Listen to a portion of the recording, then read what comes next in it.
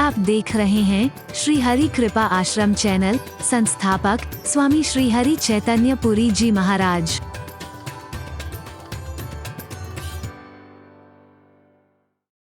भद्राणि पश्यन्तु मा कश्चित् दुःखभाग् भवेत्। ओम शांति शांति शांति।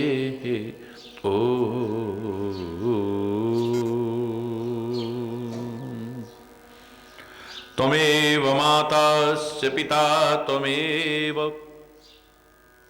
त्वमेव बन्धुश्च सखा त्वमेव त्वमेव विद्या द्रविणं त्वमेव त्वमेव सर्वं मम देव देव। ओम शांति शांति शांति।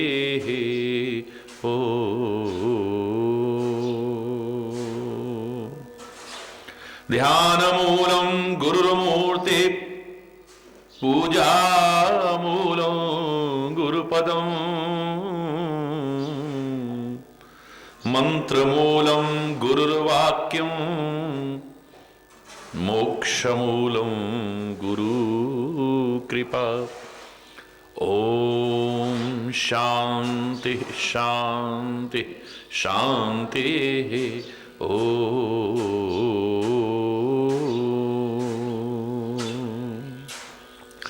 भवानी शंकरो वंदे श्रद्धा विश्वास रूपिणो याभ्यां विना नमते सिद्धः स्वान्तस्थमीश्वरम्।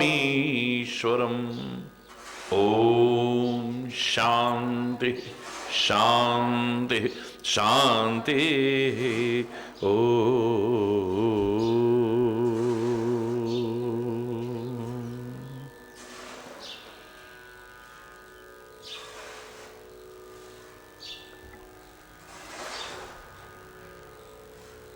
नारायण नारायण हरि हरि। जय जय नारायण नारायण हरि हरि। जय जय नारायण नारायण हरि हरि। जय जय नारायण नारायण। तेरी लीला तेरी महिमा हरि है न्यारी न्यारी बड़ी प्यारी प्यारी हरि हरि। जय जय नारायण नारायण हरि हरि। जय जय नारायण नारायण हरि हरि। जय जय नारायण नारायण हरि हरि। जय जय नारायण। हम आए शरण तिहारी हरि। हम आए शरण तिहारी हरि।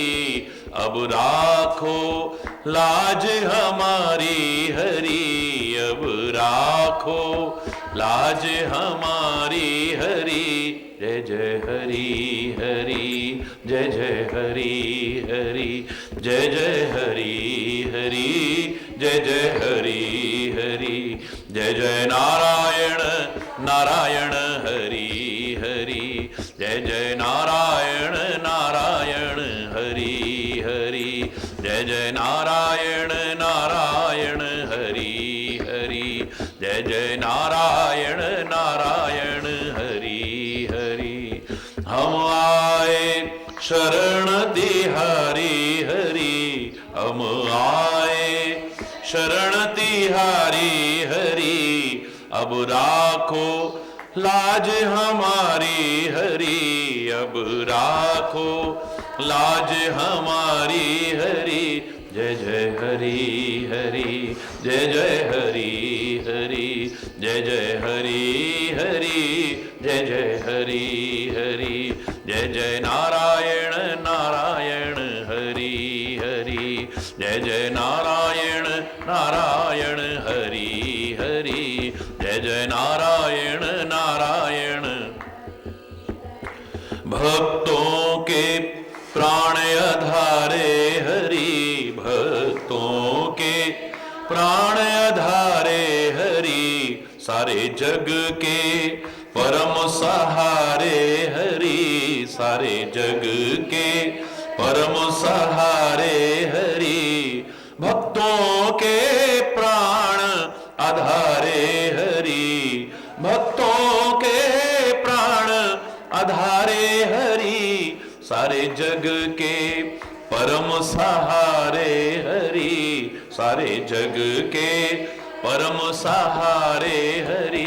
जय जय हरि हरि जय जय, जय जय हरि हरि जय जय हरि हरि, जय जय हरि हरि जय जय, जय नारायण नारायण हरि हरि, जय जय नारायण नारायण हरि हरि, जय जय नारायण नारायण हरि, नारायण नारायण हरि, नारायण नारायण हरि हरि।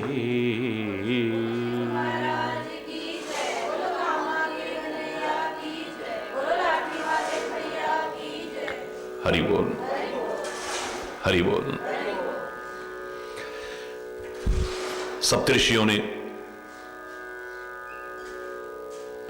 हिमाचल को भेज करके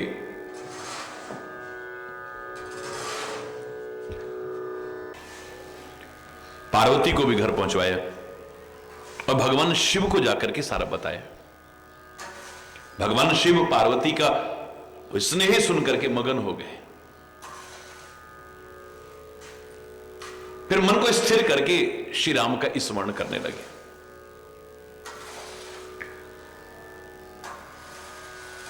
दृश्य थोड़ा बदलता है। उन्हीं दिनों तारक नाम का एक राक्षस हुआ जिसने समस्त लोकों को और लोकपतियों को जीत लिया। सारे देव सुख और संपदा से रहित हो गए। अजर अमर वो राक्षस जीता नहीं जा रहा था किसी से भी। देवता भी विभिन्न प्रकार से युद्ध करके हार चुके थे।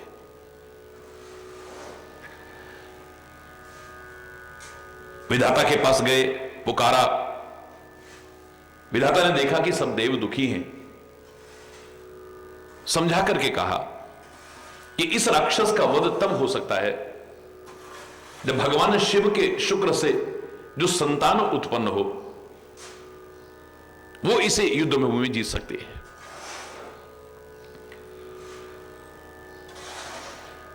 भगवान शिव तो ऐसी प्रतिज्ञा ले चुके हैं।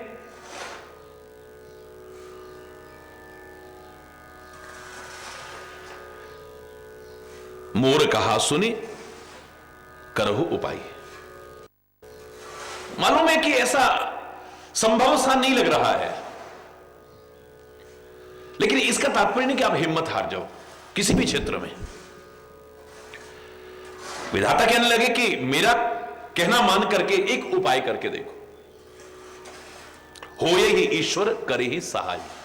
अब देखो हर जगह पर बिल्कुल शब्दों का थोड़ा सा अंतर है, लेकिन यह पंक्ति बहुत ज्यादा रामायण में दर्शन मिलते हैं। करिए देव जो होए सहाय।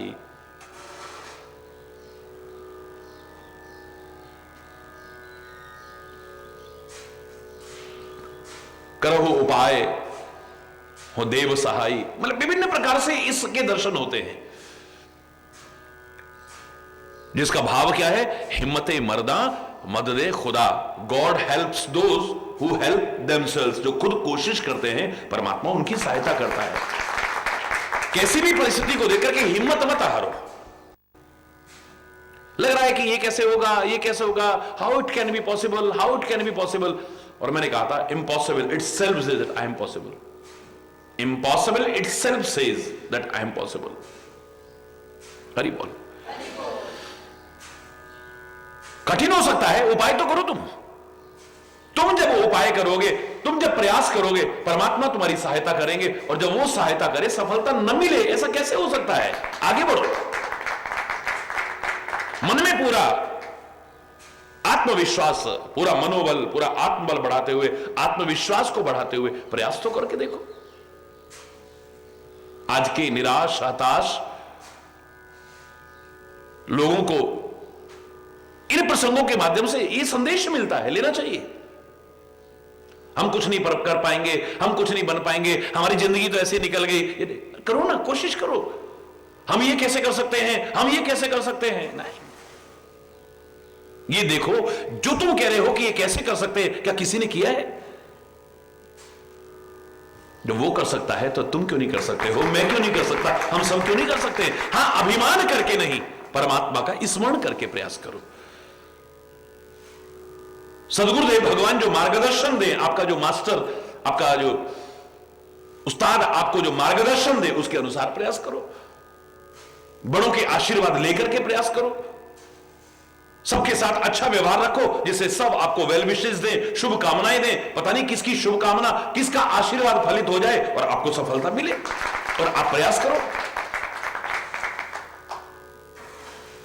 पूरा अंदर लबालब भरा हुआ हो, हम होंगे कामयाब, हम होंगे कामयाब, हम होंगे कामयाब। एक दिन मन में है विश्वास, पूरा है विश्वास, हम होंगे कामयाब एक दिन। We shall overcome, we shall overcome. The day will come, एक दिन आएगा वो, जब हम प्रयास करेंगे, परमात्मा आपका नाम लेकर के प्रयास करेंगे, गुरु महाराज आपके बताए राह पर चल करके प्रयास करेंगे, बड़ों के आशीर्वाद लेकर के प्रयास करेंगे, सफलता क्यों नहीं मिलेगी? अजर है, अमर है, जीता नहीं जा सकता है वो राक्षस। क्या किया जाए?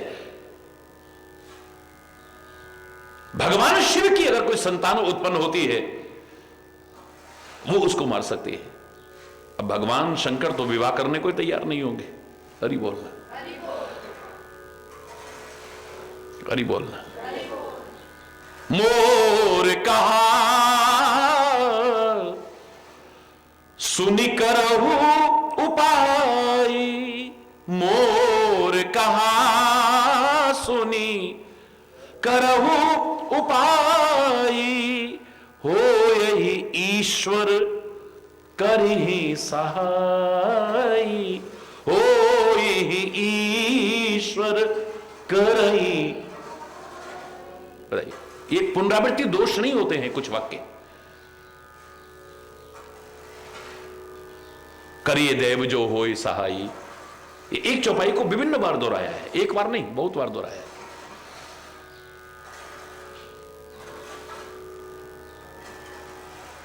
मेरी बात को सुनो और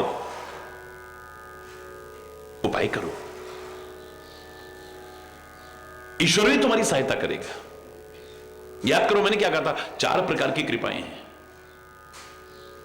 कृपा को 4 भागों में विभक्त किया है हमारे यहां महापुरुषों ने।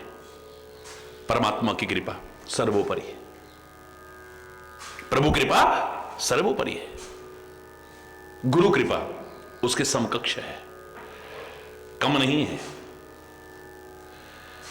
सदगुरु कृपा करें तो परमात्मा की कृपा हो जाए, और परमात्मा की कृपा जब होती है तभी सच्चे सदगुरु मिलते हैं, समकक्ष है। याद रखना, वो कृपा करता है तभी संत मिलते हैं, सच्चे सदगुरु मिलते हैं। संत विशुद्ध मिलहि पुनते ही, राम सुकृपा विलो कही जई। मेरे सत्संग विवेकन होई, राम कृपा बिनु सुलभ न सोई। परमात्मा की कृपा होगी तभी सच्चे संत मिलते हैं, सच्चे सदगुरु मिलते हैं। और जब सदगुरु कृपा करते हैं, मार्गदर्शन देते हैं, उनकी बताई राह पर हम चले, परमात्मा के मिलने में संदेह ही नहीं हो सकता।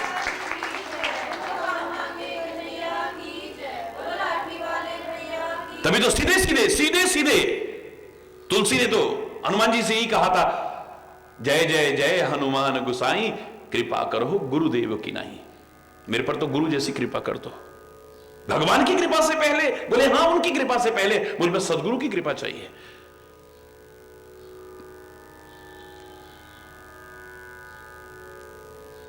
ये क्या कह रहे हो तुलसी? तुलसी कहता है मैं जानता हूं, अगर गुरु कृपा हो गई तो परमात्मा की कृपा तो हो ही जाएगी, निसंदेह हो जाएगी।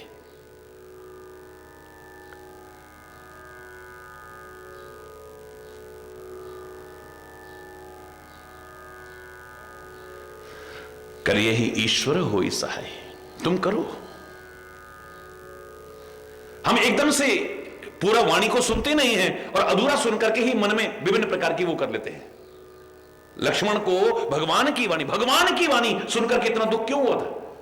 समझा तो है ही नहीं उन्होंने क्या कहा है, वो कहना क्या चाहते हैं।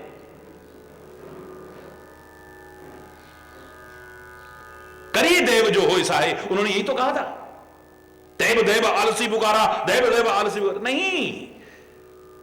पहले शब्द करी, पहला शब्द क्या है? करिए, तुम करो। और देव, यहां देव माने देवता नहीं है, उसको भी देव कहते हैं। वो सहायता करेगा तुम्हारी। अधूरा सुनते हैं, अधूरा पढ़ते हैं, अधूरा जानते हैं, अधूरा समझते हैं। हरि बोल।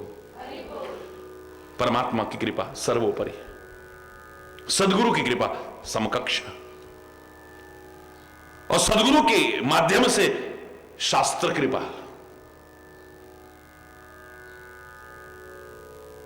कम नहीं है। और चौथी है आत्म कृपा। लेकिन आत्म कृपा मैंने अंत में कहा है, चौथे नंबर पर कहा है, लेकिन इसके महत्व को नकारा नहीं जा सकता है। कई बार परमात्मा की कृपा भी हो जाती है, गुरु की कृपा भी हो जाती है, सदगुरु के माध्यम से शास्त्र कृपा भी हो जाती है, लेकिन आत्म कृपा यानी अपना प्रयास ना हो तो सब कृपाएं भी बेकार चली जाती है। अपनी कृपा यदि ना हुई, आत्म कृपा ना हुई, अपना प्रयास यदि ना हुआ, तो सब कृपाओं को निष्फल करके रख देंगे। माता पिता ने जन्म दिया, पाला पोसा, स्कूल में एडमिशन दिला दिया, फीस भर दी, ड्रेस सिला दी, किताबें ले दी, आने जाने का साधन भी कर दिया, मां भी सुबह उठ करके तैयार भी करती है, लंच बॉक्स भी रख देती है, स्कूल में गया, टीचर ने पढ़ाया भी, मां ने कृपा की, पिता ने कृपा की, गुरु ने कृपा की, लेकिन अपनी कृपा नहीं की तो बच्चा फेल होते देखा गया है। हरि बोल।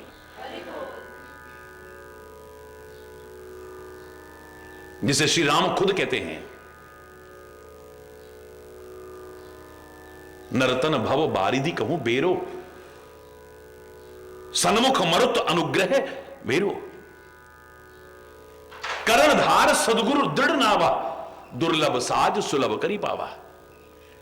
इस भव सागर को पार करने के लिए पुराने जमाने में बेड़े चला करते थे, जिनको जहाज आज कहते हैं। बेड़े होते थे जो हवा के पाल होती थी और हवा की अनुकूलता के अनुसार आगे बढ़ते थे। तो मनुष्य शरीर इस भव सागर को पार करने के लिए बेड़े की तरह है, उस जहाज की तरह है, और उसमें अनुकूल वायु की आवश्यकता होती है।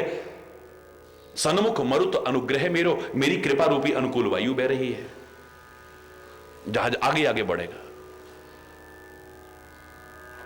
फिर उसमें एक खिवैया चाहिए, तो कर्णधार सदगुरु दृढ़ नावा, सदगुरु रूपी कर्णधार मिल गया है। दुर्लभ साज सुलभ करी पावा, दुर्लभ साज इसे सहज में मेरी कृपा से मिल गया है। पर जो न तरे भव सागर नर समाज अस पाए, ऐसा समाज पाकर के भी यदि ये मानव भव सागर को पार नहीं करता है तो सुकृत निंदक मंदमति आत्मा हन गति जाए। कृतज्ञ है वो, एहसान फरामोश है वो, अनग्रेटफुल है वो, मंदमती है वो, आत्महत्या की गति को प्राप्त होता है, यानी आत्म कृपा नहीं करता है। अरे भव सागर को पार करना है, सागर को पार करने के लिए जहाज चाहिए, जहाज को चलाने वाला चाहिए, जहाज के लिए अनुकूलता चाहिए, और क्या चाहिए। फिर भी कुछ ऐसे होते होंगे जो पार नहीं होते होंगे, तभी तो श्री राम कह रहे हैं जो न तरे भव सागर नर समाज अस पाए। कौन होता है वो? जिस पर प्रभु कृपा भी हो गई, गुरु कृपा भी हो गई, लेकिन आत्म कृपा तो हो ही नहीं, अपना प्रयास तो किया ही नहीं है। नानक नाम जहाज है, चढ़े सो उतरे पार। और तुम चढ़ोगे नहीं तो जहाज क्या कर लेगा? जहाज को चलाने वाला क्या कर लेगा? फिर तुम्हारा भी कुछ प्रयास है, जो श्रद्धा कर सेवते गुरु पार उतारना। अब चढ़ोगे तभी तो पार होगे ना, उसमें बीच में छलांग लगा दोगे तो कहां से पार होगे? उसमें सवार होकर के रहोगे। हरि बोलना।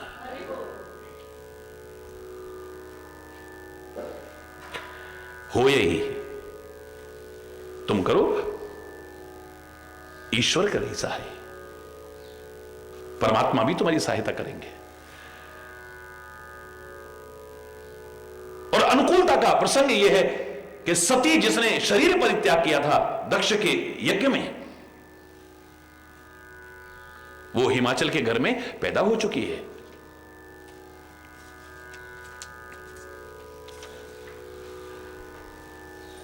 और उसने शिव को पाने के लिए बड़ा कठोर तप किया है। हरि बोल।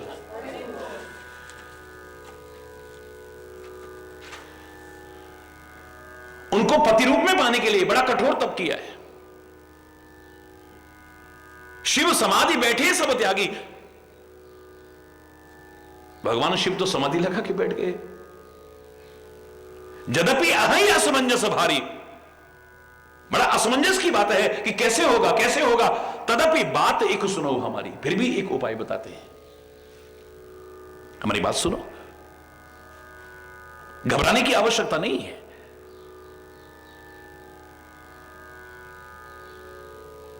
दुनिया में किसी भी चीज का कोई कारण बना है, उसका निवारण पहले बनता है साथ में, याद रखना। आज तक दुनिया में कोई भी ऐसा ताला नहीं बना जिसकी चाबी नहीं बनी होगी। ताला बनता है तो चाबी भी साथ में।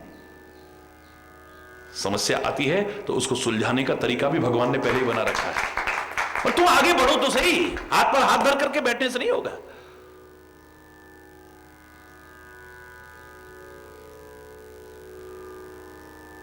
वो तो असमंजस की स्थिति है, बिल्कुल ठीक है।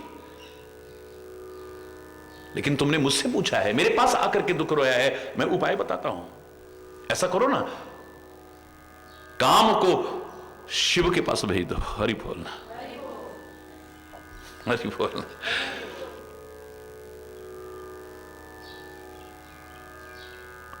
पठवहु काम जाए शिव पाही, करे क्षोभ शंकर मन माही। भगवान शिव के मन में जो क्षोभ पैदा कर सके, कामदेव को भेजो वहां पर, उनकी तपस्या को भंग करे, उनकी समाधि को भंग करे। और जैसे उनकी समाधि टूटेगी, हम जाएंगे, जाकर के चरणों में गिर जाएंगे और उनका जबरदस्ती विवाह करवा देंगे। हरि बोल। जिसका नाम लेकर के काम इत्यादि विकार छूट जाएं, उसके मन में कौन विकार पैदा करेगा?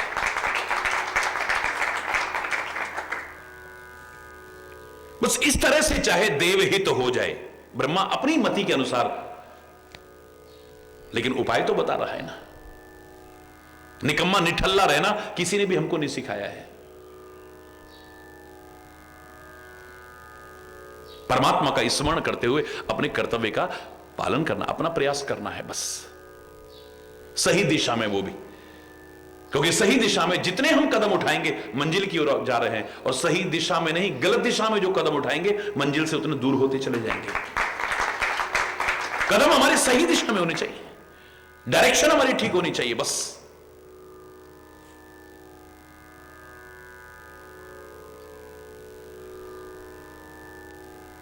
जाओ, एक यही तरीका है देवताओं का हित करने के लिए। मन में सब कहते हैं बात तो बिल्कुल ठीक है, बहुत बढ़िया उपाय है, कहां जाएंगे?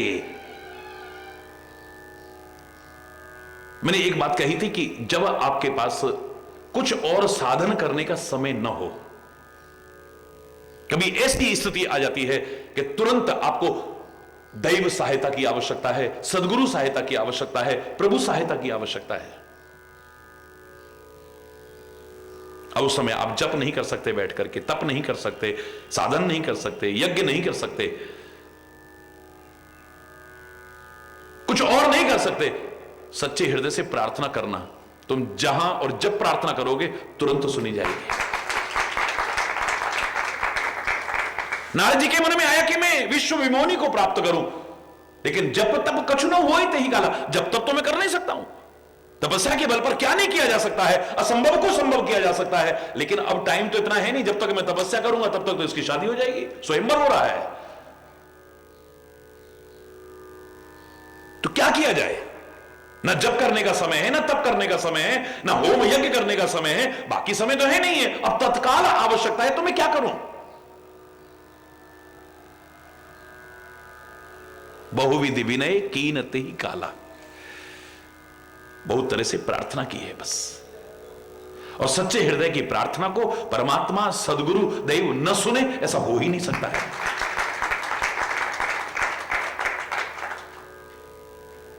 भरे दरबार में जब द्रौपदी की लाज लूटी जा रही है और भगवान को भी नहीं पुकार रही है, द्रौपदी पांचों पतियों पर निर्भर है कि इनके होते क्या मेरी लाज लूटी जा सकती है, कोई सहायता नहीं मिली वहां से। फिर भी भगवान की याद नहीं आई। इतने बुजुर्ग यहां पर बैठे हैं, हमारे कुल के बड़े बुजुर्ग बैठे हैं, इनके होते लाज लुट पाएगी मेरी? पितामह हैं, धृतराष्ट्र हैं, बड़े बड़े लोग यहां बैठे हैं, क्या इनके रहते हो पाएगा ऐसा? लेकिन फिर भी साड़ी खींचती रही, फिर भी भगवान की याद नहीं आई है। इतने धर्माचार्य बैठे हैं यहां पर, यहां द्रोणाचार्य हैं, कृपाचार्य हैं, विदुर जैसे नीतिवान हैं जो बाद में उठ करके चले गए, बिल्कुल ठीक है, लेकिन इनके होते क्या लाज लुट पाएगी मेरी? क्या ये सहायता नहीं करेंगे मेरी? लेकिन वहां से भी जब कोई सहायता नहीं मिली है, तब मैं भी तो छतरानी हूं ना। जब तक मेरे अंदर ताकत है, ये सारे कायर हो सकते हैं, लेकिन मैं अपनी लाज कैसे लुटने दूंगी? खुद साड़ी पकड़ के खड़ी हो गई।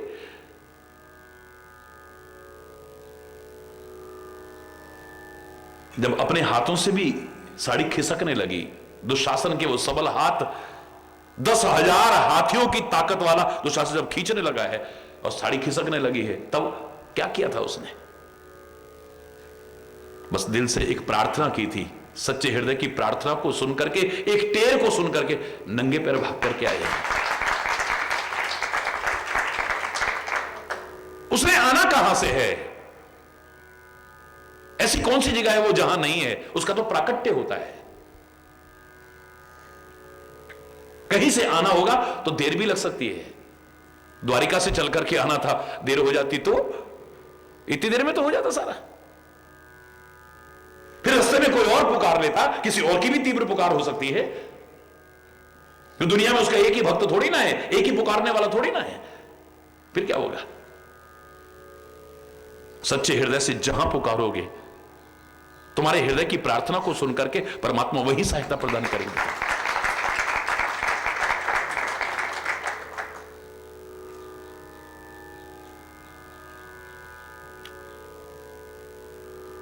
पर्वत से गिरा दूंगा तेरे को, बोले गिरा दे, वहां भी संभालने वाला है कोई। इन्हीं बातों को याद करके ऐसा दृढ़ भरोसा होता है।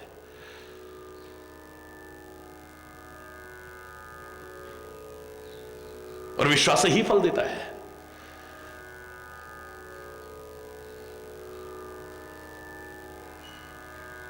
पागल हाथियों के नीचे कुचल दूंगा, बोले वहां भी संभालने वाला है कोई। नागों के बीच डाल दिया है, मन में कोई किसी प्रकार का डर नहीं है, चिंता नहीं है।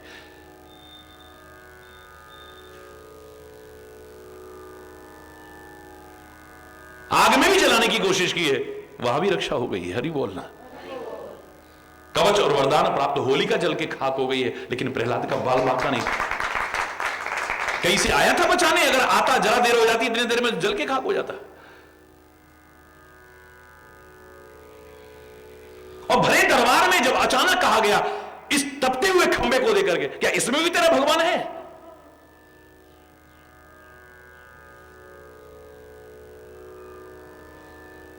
देखो, विश्वास, प्रभु के प्रति विश्वास, सदगुरु नारद जी के प्रति विश्वास और अपना आत्मविश्वास, हां इस खंबे में भी है। क्या तू दिखा सकता है? उस समय क्या किया था उसने? तपस्या की थी, भगवान प्रकट हो जाओ। उसने कोई मालाएं रखी थी उस समय जब किया था कि भगवान प्रकट हो जाओ? बस खाली दिल से प्रार्थना की थी। सच्चे दिल की प्रार्थना को सुन करके खंभों को फाड़ करके ही निकल आए। सच्चे हृदय की प्रार्थना का महत्व है।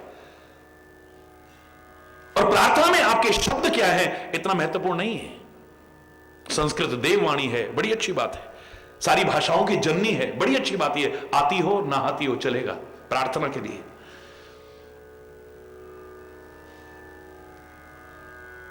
वो आपकी भाषा नहीं देखेगा, वो आपका मधुर कंठ नहीं देखेगा, आपकी विद्युता नहीं देखेगा, आपका बोलने का लहजा नहीं देखेगा। वो आपके प्यार और हृदय की भावनाओं को देखेगा, वहीं प्रकट हो जाएगा।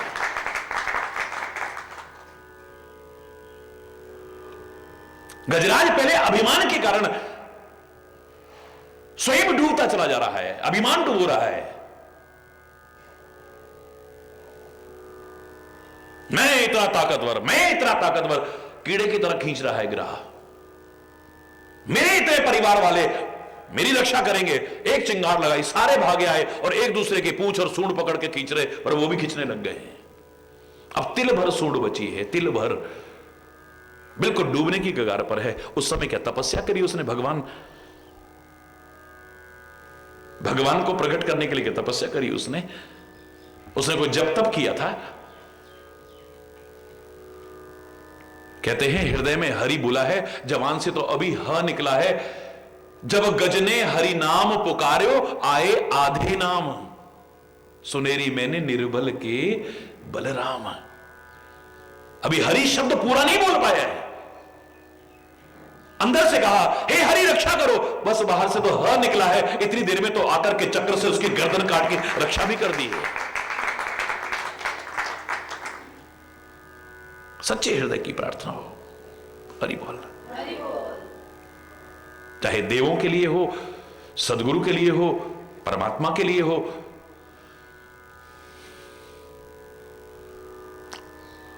भाव नहीं है, प्रेम नहीं है, आप सारा दिन शास्त्रों का वो पाठ करते रहो, जाप करते रहो, श्लोक बोलते रहो, स्तोत्र बोलते रहो, कोई फायदा नहीं। भाव का भूखा हूं मैं, प्रभु कह रहे हैं, और भाव ही एक सार है। भाव से मुझको भजे तो भव से बेड़ा पार है। भाव बिन सुनी पुकारों को कभी सुनता नहीं। भाव बिन सुनी पुकारों को कभी सुनता नहीं, और भाव की एक टेर भी करती मुझे लाचार है। अन्न धन और वस्त्र भूषण कुछ न मुझको चाहिए। अन्न धन और वस्त्र भूषण कुछ न मुझको चाहिए, भाव से एक पुष्प भी दे वो मुझे स्वीकार है। अरे बोलो, भाव की तो एक टेर भी काफी है, एक टेर भी।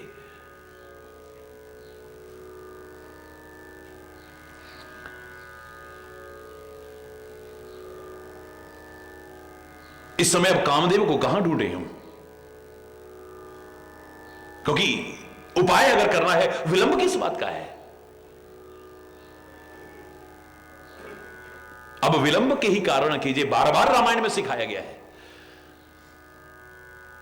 धनुष यज्ञशाला में तो श्री राम खुद कहते हैं कि अगर जरा भी देर हो गई तो का वर्षा जब कृषि सुखाने, समय चुके पुनि का पछताने।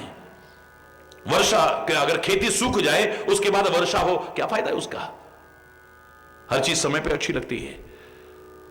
एक क्षण भी व्यर्थ में नष्ट नहीं करना चाहिए। जो तुम्हें प्रयास करना है तुरंत शुरू करो ना। आगे भी फिर राम कहते हैं कि अब विलंब के ही कारण कीजिए, तुरंत कपन कहूं आयस दीजिए। विलंब किस बात का है? अब करो ना शुरू। जब मालूम है ये काम करना है तो करना है।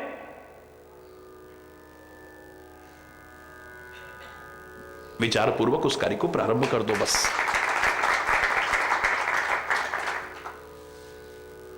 स्तुति सुरन कीन अति हेतु,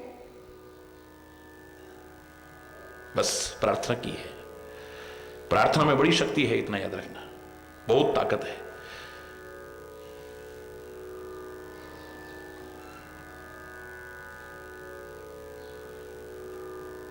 और हृदय से करो, प्रेम और भाव पूर्वक करो।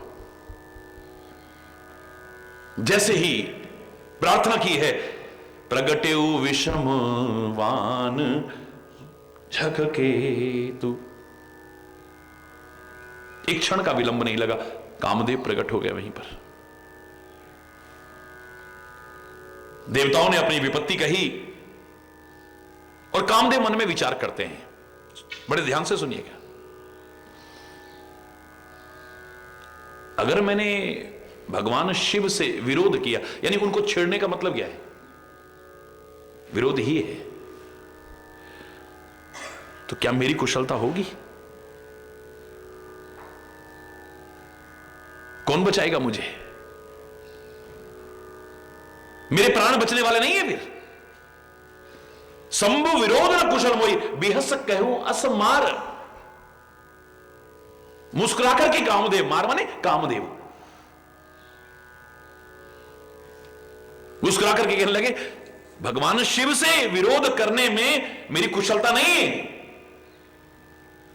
लेकिन घबराओ मत। लोग घबराने लगे, बोले घबराओ मत, तदपि करो मैं काज तुम्हारा, हे देवो फिर भी मैं तुम्हारा काम करूंगा। क्यों? क्योंकि श्रुति कहे परम धर्म उपकारा। वेद कहते हैं कि परोपकार से बड़ा कोई धर्म दुनिया में है ही नहीं है। अगर इस परोपकार के लिए मेरी जान भी चली जाती है तो मैं मर करके भी नहीं मरूंगा, अमर हो जाऊंगा हमेशा के लिए। इतनी तपस्या करने के बाद भी हिरण्यकश्यप लाख लाख मांगता रहे। भगवान कह रहे हैं, देव विधाता कह रहे हैं, मांग लो, क्या वरदान मांगना चाहते हो? बोले मैं ना मरूं। बोले ये नहीं हो सकता। इतनी तपस्या करने के बाद भी अगर कोई मांगे कि मैं ना मरूं, ये नहीं हो सकता है। मैं अमर हो जाऊं, नहीं हो सकता है। तो ठीक है, फिर दिन में ना मरूं, रात में ना मरूं, बाहर ना मरूं, अंदर ना मरूं, ऊंचे ना ऊपर ना मरूं, नीचे ना मरूं, अस्त्र से ना मरूं, शस्त्र से ना मरूं, है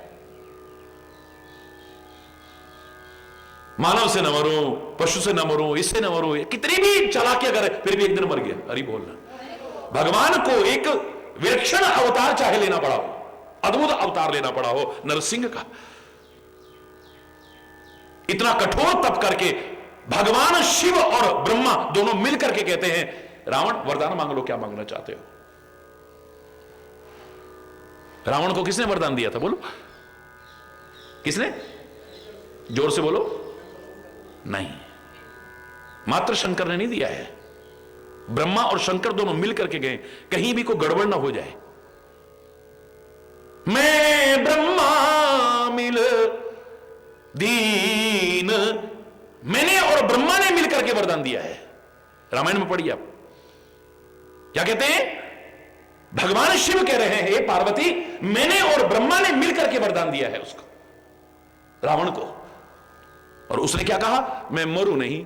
ये नहीं हो सकता, ये तो हो ही नहीं सकता है, मैं कभी ना मरूं, ये कैसे हो सकता है?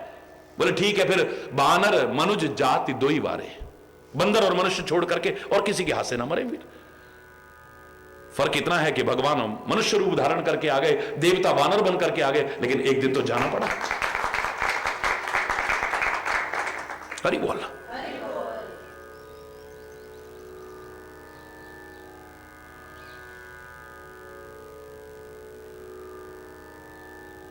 लाख तपस्या करके भी कोई चाहे कि मेरी मृत्यु ना हो, ऐसा नहीं हो सकता है।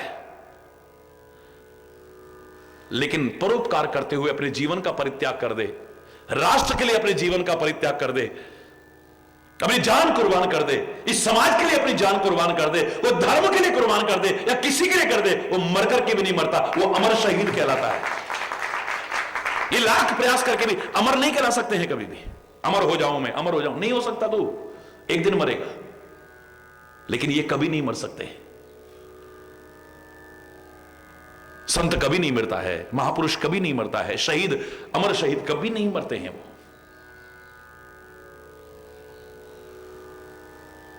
मां तो साफ साफ वाणी में कह दिया, पापी मरे संत सब जीवे, राम रसायन रसना पीवे। पापी मर सकता है, संत नहीं मर सकता है कभी भी। एक शायर ने कहा, भक्त भी कभी नहीं मरता है, जो रहता है हरदम उनका तसव्वुर, इबादत नहीं तो फिर और क्या है, तेरे नाम पर जिंदगानी लगा दी, शहादत नहीं तो फिर और क्या है। और शहीद कभी मरता नहीं है।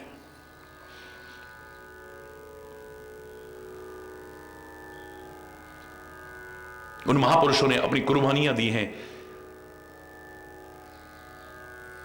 उन वीर जवानों ने अपनी कुर्बानियां दी हैं, उन अमर शहीदों ने अपनी कुर्बानियां दी हैं, बड़े बड़े भक्तों और संतों ने अपनी कुर्बानियां दी हैं इस समाज और धर्म के लिए।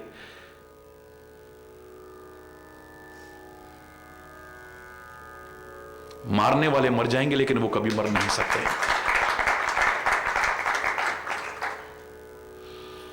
उनको मारने वाले मर जाएंगे लेकिन वो नहीं मर सकते हैं। जो संत की शरण में आ गया है, सदगुरु की शरण में आ गया है, प्रभु की शरण में आ गया है, परोपकार अपना लिया है, राष्ट्रभक्ति अपना ली है, सेवा अपना ली है जिसने, वो नहीं मर सकता है कभी भी। हाँ, तो कबीर से भी कहा कि तू अंधविश्वास का विरोध करता है, तेरे को वो मार जाएगा आकर के कभी। बोले राम मरे तो मैं मरूं, मेरी मरे बलाए। राम मरे तो मैं मरूं, मेरी मरे बलाए। सतपुरुषों का बाल का मरा ना मारा जाए।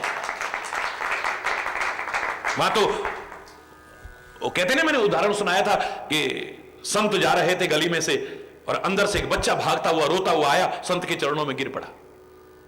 पीछे से एक महिला भी हाथ में बेलन लेकर के आई, मर जाना मर जाना, पंजाब की चर्चा है।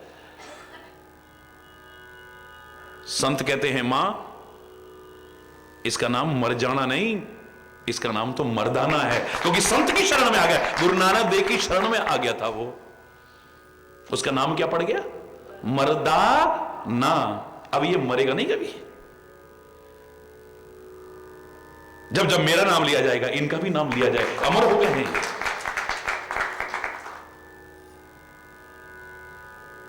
मैं जानता हूं कि भगवान शिव से विरोध करके मेरी कुशल नहीं है, मृत्यु सुनिश्चित है।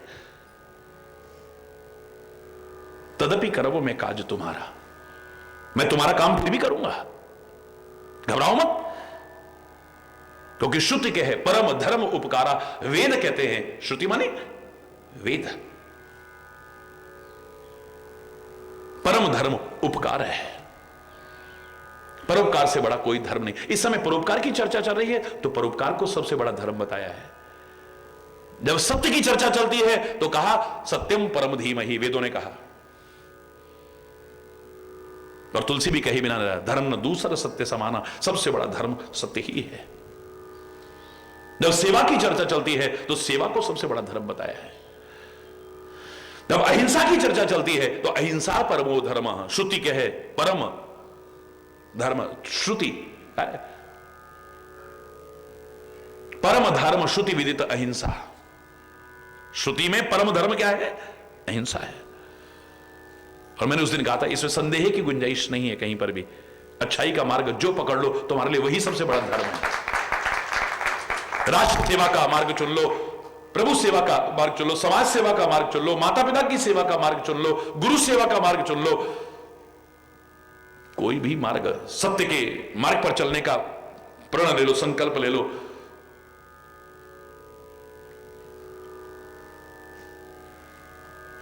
वही तुम्हारे लिए सबसे बड़ा धर्म है। धर्म को सीमित शब्दों के मकर जाल में बांधने की ताकत किसी की नहीं हुई है। जहां भी धर्म की परिभाषा की चर्चा आई है तो उसमें परिवर्तन आता रहा है। जो धारण किया जाए वो धर्म है। बोले नहीं, तो फिर तो चोर का चोरी धर्म हुआ, डकैत का डकैती धर्म हुआ। फिर संशोधन आया कि जो धारण करने योग्य है वो धर्म है। हरि बोलना। लेकिन आखिर में यही कहा है, हमारे शास्त्रों ने, हमारे महापुरुषों ने, हमारे ऋषि महर्षियों ने यही चिंतन दिया कि धर्म के लक्षण बताए जा सकते हैं, विशेषताएं बताई जा सकती है। परिभाषा के सीमित मकर जाल में बांधने की किसी की, धर्म बड़ा व्यापक शब्द है, ये संकीर्णता का शब्द नहीं है। आज जिनको हम धर्म कहते हैं, मैं सबको नमन करते हुए इतना जरूर कहूंगा, वो कहीं ना कहीं हमें संकीर्णता के मकर जाल में फंसाते हैं। व्यापकता की चर्चा करते हैं पर व्यापकता का दर्शन नहीं कराते हैं। आपस में भेदभाव, मनमुटाव, एक दूसरे का विरोध। अरे तुमने अलग अलग भी मान लिया है, अपने धर्म का सम्मान करो पर दूसरे का तो निरादर मत करो।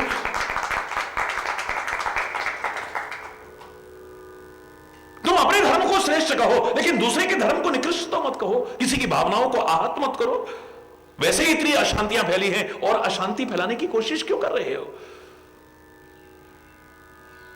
एक जमाना था, हम धर्माचार्य उसको कहते थे जो बहस करके अपना विद्वता को सिद्ध करता था, शास्त्रार्थ होता था बाकायदा, और जो अपनी श्रेष्ठता सिद्ध करता था, सामने वाले को हरा देता था, हम उसे आचार्य की पदवी दे देते थे। वाद होता था, विवाद होता था। लेकिन वर्तमान समय की पुरजोर मांग है कि अब ना वाद हो ना विवाद हो, अब तो आपस में एक मधुर संवाद हो। मधुर संवाद की आवश्यकता है, वाद विवाद की आवश्यकता नहीं। वैसे ही इतने वाद विवाद हैं। हरि बोलना।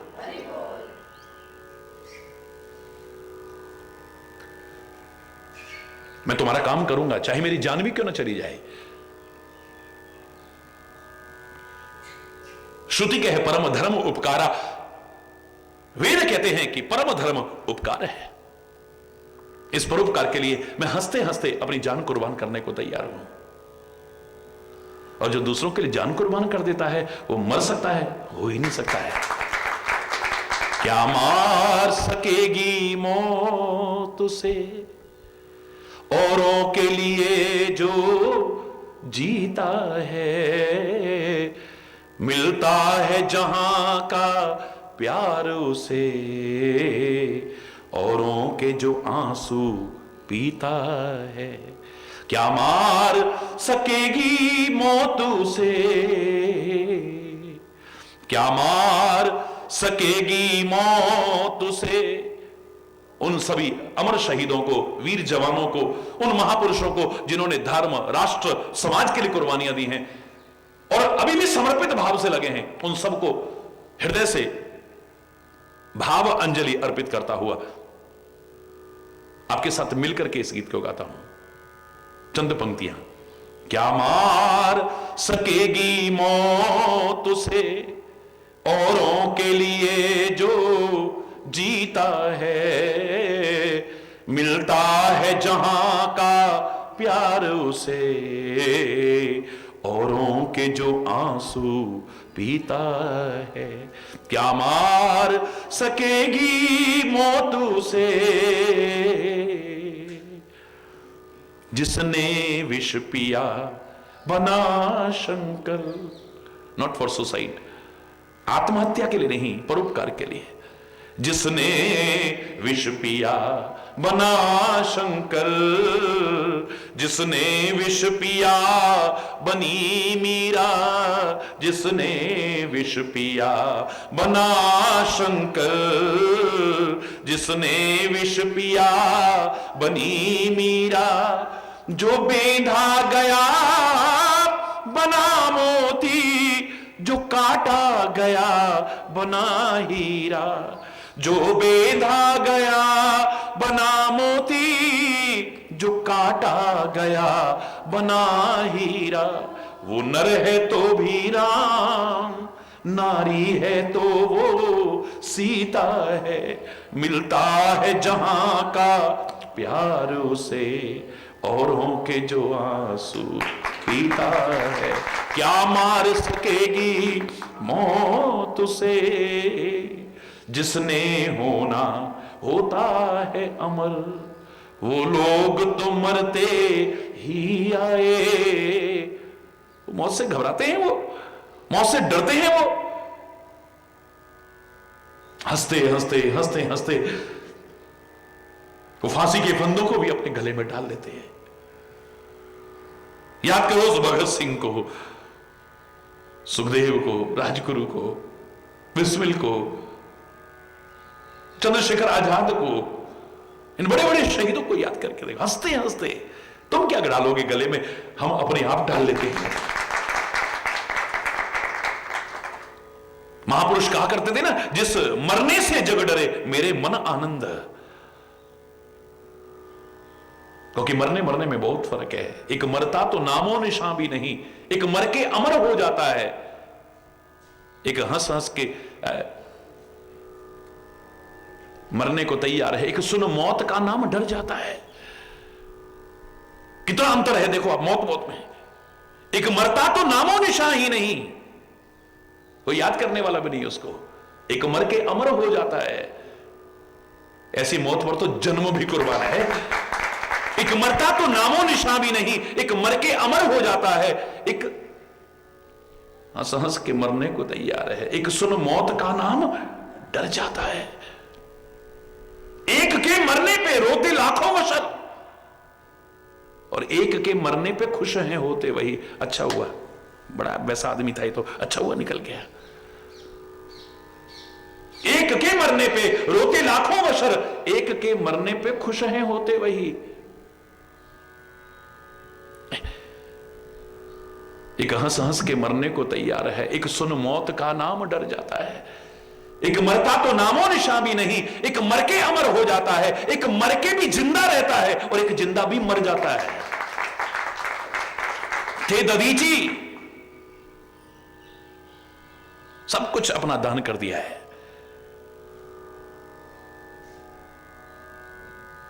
थे ददीची, जटायु, क्या जरूरत थी?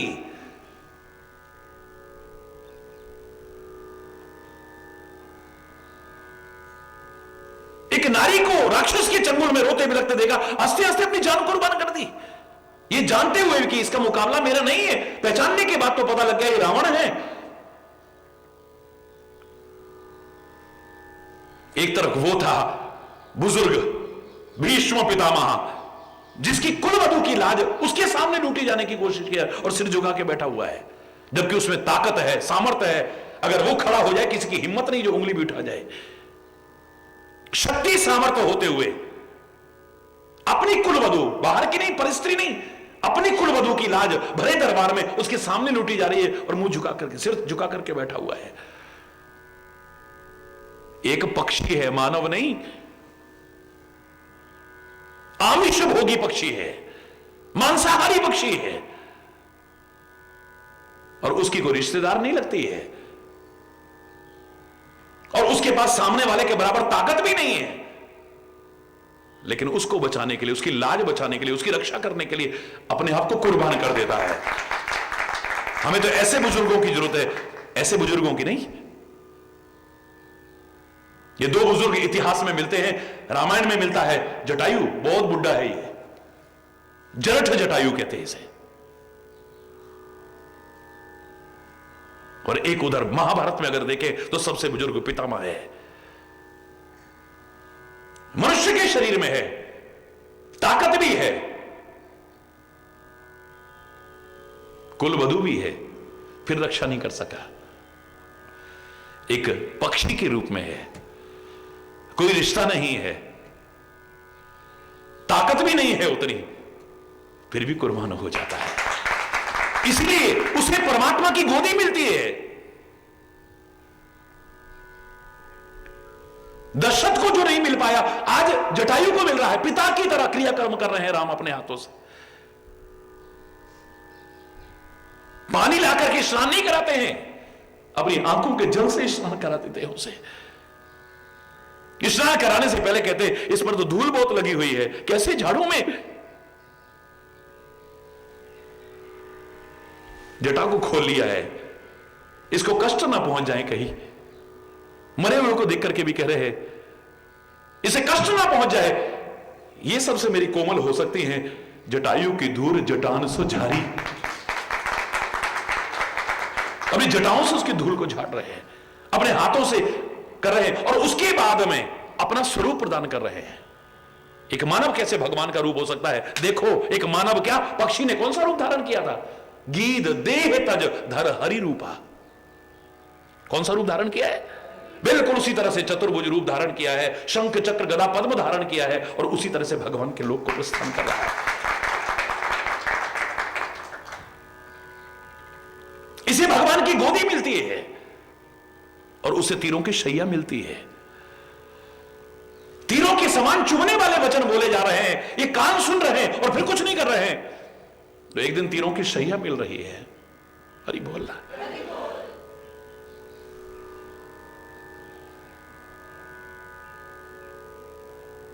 अपनी जान को हथेली पर रख करके अपनी गोदी में लेकर के आके उसे बचाने की कोशिश करता है। उसे भगवान की गोदी मिल रही है।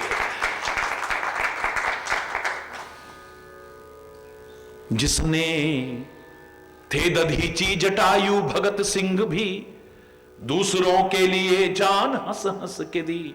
हो गए वो अमर याद कर आज भी, उनकी हर एक का दिल भर आता है।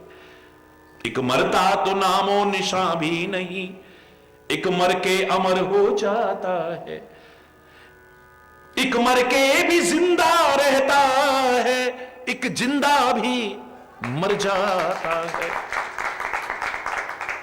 हरि चैतन्य पैदा हुए जग में जब, रो रहे थे तुम ही बाकी खुश थे सभी। ऐसा कर जाए हंसता हो रोते सभी, वही जिंदा जो ऐसा कुछ कर जाता है। एक मरता तो नामो निशान भी नहीं, एक मर के अमर। मरने मरने में बहुत फर्क है। इतनी तपस्या करके भगवान से वरदान मांग के भी अमर नहीं हो पाए हैं, एक दिन मरना पड़ा है। और जो राष्ट्र के काम आ गया, समाज के काम आ गया, धर्म के काम आ गया, किसी के काम आ गया, वो मर करके भी नहीं मरा, अमर हो गया है।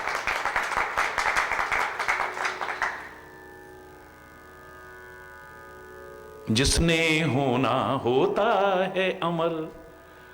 आ जाओ वहीं लौट के, वो लोग तो मरते ही आए, जिसने होना होता है अमर।